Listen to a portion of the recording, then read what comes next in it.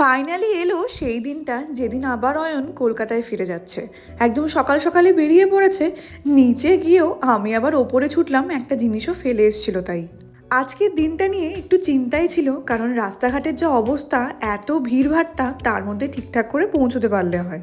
কিন্তু কোনো রকম অসুবিধাই হয়নি। আর তোমাদের আগের দিন বলছিলাম না যে অয়ন আমার ব্রেকফাস্টের জন্য সব বানিয়ে রেখে যাচ্ছে, এই হলো সেটা।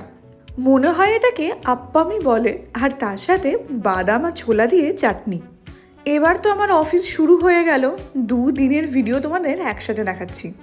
অয়ন যে এবারেই ফিরে গেল, এরপর আমার বাড়ি যেতে যেতে জানি না, হয়তো 2-3 মাসই হয়ে যাবে। আসলে মহাকুম্ভের জন্য ফ্লাইটের দামও এত বাড়িয়ে দিয়েছে যে আমি যাওয়ার কথা এখন ভাবতেও পারছি না। এখানেই বেশ কিছুদিন থাকতে হবে, মনকে হবে বুঝিয়েও নিয়েছি।